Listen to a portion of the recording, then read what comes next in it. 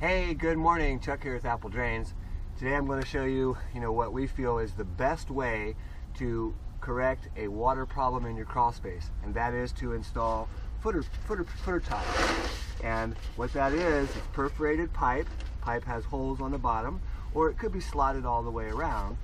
And basically we're going to put footer tiles all the way to the back of this crawl space wall, and then we're going to install a sump pit and a sump pump. And the footer tiles are going to bring that water up from where it enters across the footer and from the rest of the crawl space into the sump pit. The sump pump's going to lift it up and take it out. So first thing we have to do is pull back this moisture barrier, if you can see it.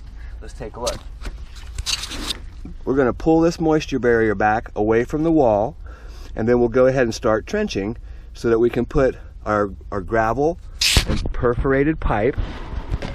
Remember that this is perforated, it has holes in the bottom, and we're going to point those down into a base of gravel, and we'll trench that, cover it with gravel, send it over to that pit, and we're done. So let's take a look at the tools you need. You need what we call a sharpshooter. This is just a trenching spade, and it's 6 inches wide and 16 inches long. And then you need a small regular shovel, but it's just half a shovel because you'll use that to dig your sump pit. You need a rake so you can grade out that excess soil. As you do the trench, you can just grade that out. You're going to need some type of hammer drill to core through the foundation wall, to drill through that brick, because that's where we're going to bring the pump up and come out. We use a Bosch hammer drill and a 2-inch diamond core bit to come right through. Of course, you're going to need a sump pump. I wouldn't suggest that you buy one from Lowe's, however you can, but this is a Zoeller M53, 1/3 of a horsepower. It's a great pump. These things last for a long time. They pump about 60 gallons per minute. That's a couple of trash cans of water per minute. So the first thing we're going to do is pull back this moisture barrier a good distance from this wall. And the reason being is that we want to go on this side of the pier as we come back. Looks like they've taped this up, but not a problem. You just pull it on back, and you can see how wet it is underneath it here. Quite wet. Pull it all the way back, get it out of your way. So once you have your moisture barrier pulled back, if you have one, you're going to come inside here, and we're going to start using our trenching shovel, our sharpshooter. We're going to start at the back there and dig towards the pit. The sump pit's actually going to go right here, and we'll drill through this wall. Digging in the crawl space with very little headroom, as you can see, very little headroom is kind of difficult, but once you start into this, it'll get easier and easier. Basically, we're just going to pull this dirt up and set it out as we trench. We just need to get down about 8 inches. That's deep enough for our pipe and our gravel. What we're doing is we're creating a trench for that water to come in. Whoops, let me get out of the light. Create a trench for that water to come through here, and it'll go over to the sump pit. So once you have your footer tile dug, you go ahead and put a base of gravel down. That's what this is. Just a small base of gravel, a couple of inches. And then we're going to pull our pipe down through the trench. You see these holes? We want to make sure that the holes are pointing down into the trench, because water, what it does is water floods into the system, floods through the gravel and up into the holes of the perforated pipe, and then is carried away. So bringing the gravel in, again, it is pretty difficult, but usually you can find a crawl space vent, and then we just pour it through the vent or drop the bag through the vent. But this is a tight crawl space. Maybe yours is the same. Secret is keep your smile. Let me get some more bags.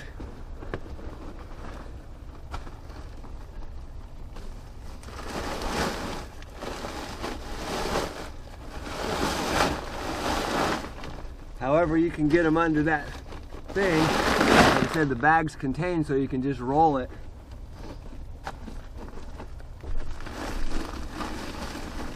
Or you can try to throw it. Usually you can throw it about a foot. These weigh 50 pounds a piece. so just be careful that you don't hurt yourself.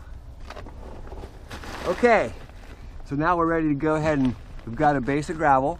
We're going to go ahead and pour the gravel. So remember, make sure that your holes are pointing downward into the trench. There's actually a green or a blue line here on the top. That'll tell you that the holes are pointing down. And then take your gravel, and you take your gravel by the bag, and you just pour it right on top.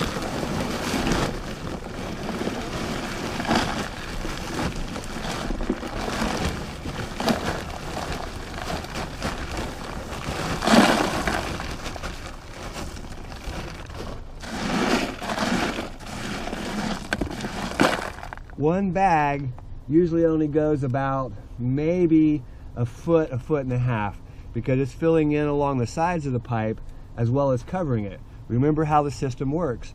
Water doesn't directly drop into this, it actually floods from underneath, through the gravel, through the voids of the gravel, into the holes of the pipe, and the pipe carries it away.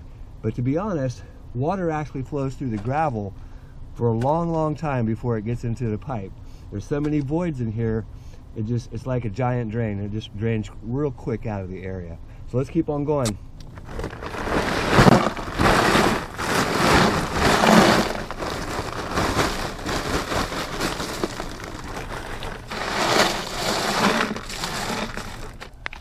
So you can see our gravel is brought back up to grade, goes all the way back to the corner of the crawl space, and it's going all the way over here to the sump pump.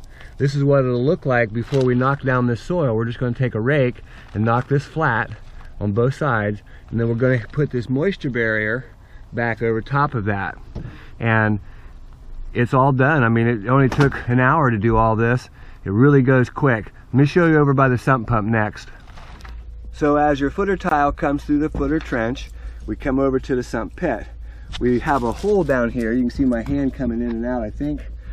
Maybe. It's pretty dark. There we go. You can see my hand coming in and out. This is the nipple, the inlet line. We're going to lay the pipe over the pit about 6 or 8 inches, and we're just going to cut it off right here. Then we're just going to slice the end of this pipe so that we can squeeze it together. About 4 or 5 inches. And you squeeze it together. And we're going to put it down through the nipple. And the pipe will expand. You can see it expanding there and be nice and tight and secure. Now we're ready to go ahead and cover the rest of this up with gravel.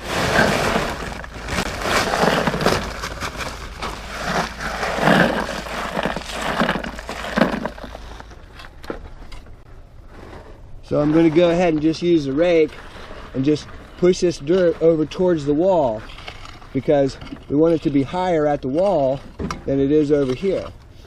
And you just grate it off. Comes out really quick.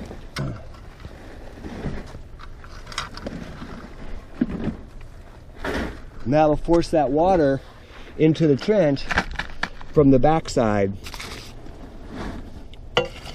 Now we're going to go ahead and pull this moisture barrier back.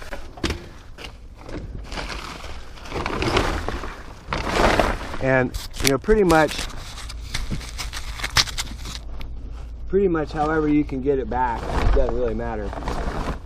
So now we're ready to install the sump pump, and we've got 1.5-inch pipe, which is the discharge. I've already put the male threaded 1.5-inch adapter. It screws into the port. Glued a small piece of PVC as our first riser.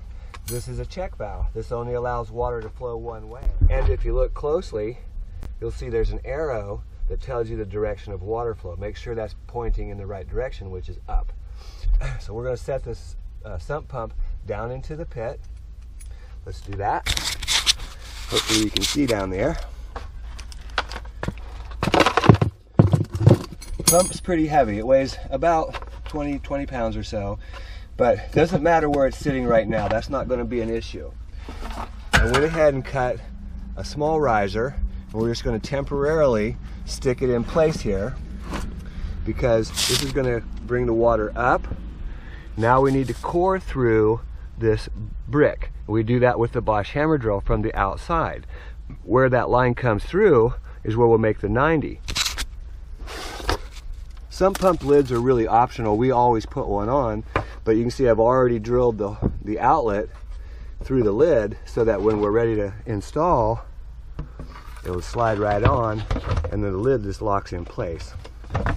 So let's go ahead and core that wall, and we're almost done. We're going to be using our Bosch hammer drill, and hammer drill is really cool. It spins and it also hammers, it pounds at the same time. We're using a 2-inch diamond core bit. Those little studs on there are diamond encased. They've got diamond, industrial diamonds on them. They make it really quick to go through. We've already made our measurement, basically counting over. You can see this is an easy measurement because between the vent and the crawl space door, but we're going to go right through this brick, right through this vent.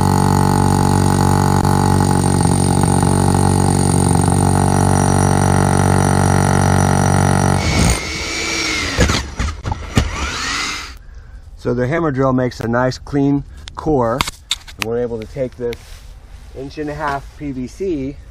You can see it'll slide right through there. Now we'll go inside and plumb this. Basically we're going to cut it off, put a 90, come down and just splash it out. Push your pipe through the wall, and remember we've got a riser that comes down here to the sump pump. We're going to go ahead and temporarily set it in place, and then we'll make the measurement to cut off for the 90. Got my 90 here. We can slide it back in the wall, out the wall a little bit, and you can see it's right there. Make a little mark, take it back apart, transfer the mark, and we're just going to cut it off. So let's go ahead and check it.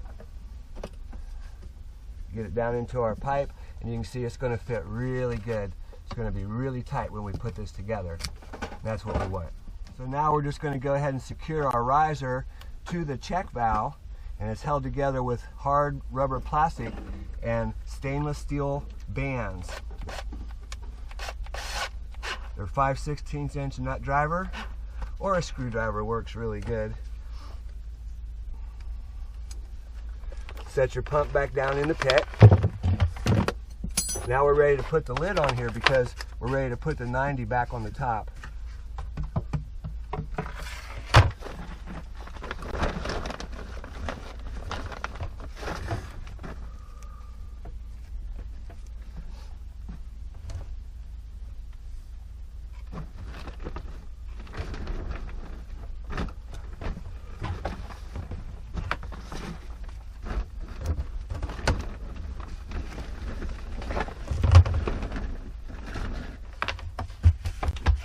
Now we're ready to snap our lid on. It just pops right in place, and we're all set. So now we're just going to plumb it with 90 down and another 90 to splash it out. We want to try to keep it kind of close to the wall. It doesn't have to be perfect, but cut this off.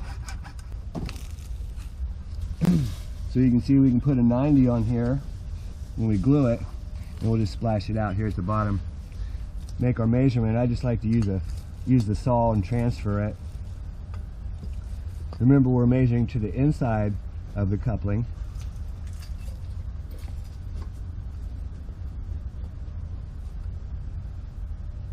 Transfer that measurement, and we're all set. We need that rake. Now we're going to glue up our fittings. Let's glue this top one first.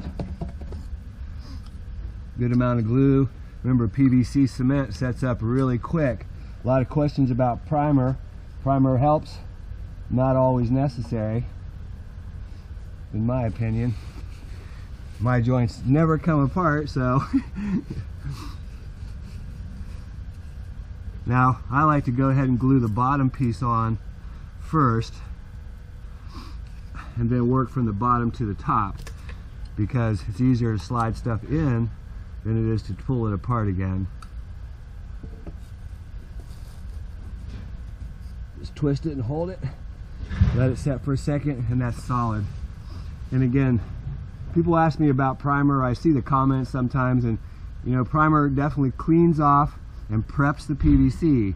If you get a good tight joint with lots of glue in it, let it set, it will not come apart. This is not a water line. In other words, yeah, there's some pressure from the pump, but it's nothing like water or gas. So now we're going to go ahead and just extend this out, to splash it out across the ground here. First I'm going to rake the area so we can cover it up with a pine straw. Hey, this is Chuck with Apple Drains, reminding you that if you believe you can do something, I guarantee you can do it. Have a great day.